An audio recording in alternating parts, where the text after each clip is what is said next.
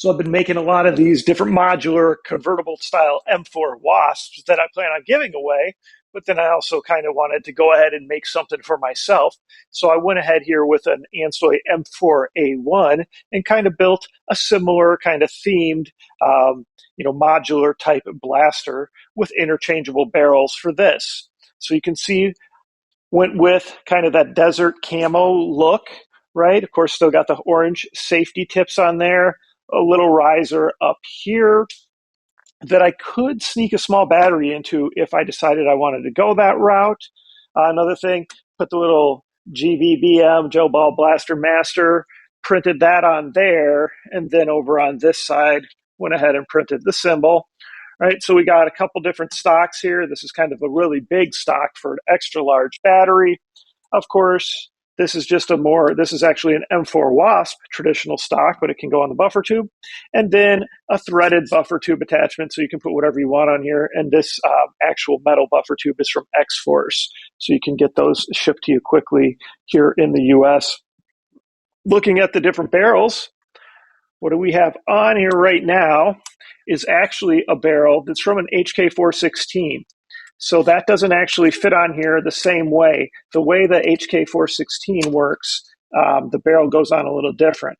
So these are really tight because I made a mistake. And one thing you want to do if you guys ever end up painting your blasters, and usually I remember, is you kind of want to tape any of these spots where there's going to be friction and not even paint them, right? So you can see that I've gone in and I've scraped a lot of the paint off, and it certainly helps. And the more you take these off and on, the more it's going to end up working fine. But right now, it's pretty damn tight when you go to put these on. So here is an actual M4 Wasp barrel that then has been modified to go on to my M4A1. So you can see that there. That's pretty cool. Got the little, the different grips here, plus, of course, your rails, and then a different type of barrel there. So that's that. And then we'll go ahead and we'll turn it hard again.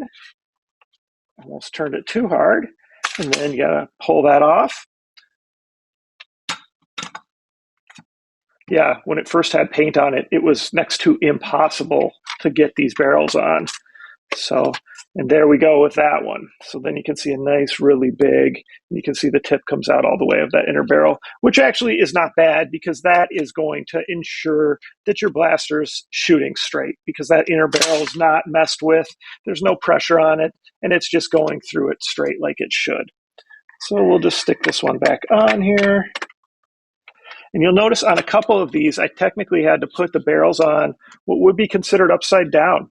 So on the HK, this would go the other way around, but then the rail would stick up too high and it would look kind of silly. So instead you flip it upside down, and same thing with the M4 Wasp. The rail sticks up too high if it goes on straight through that connection. So those are just some things you learn through your practice and when you're kind of setting everything up and mocking everything up. So here it is. I'll just call it my M4A1 modular design desert camo gel ball blaster. Let me know what you guys think. And of course, if you got any good ideas, let me know those too. I'll attach a demo video right to the end of this and we'll test the FPS on it. And I don't anticipate we'll see any changes, which would be over 200 with all the barrels, no matter what. Thanks.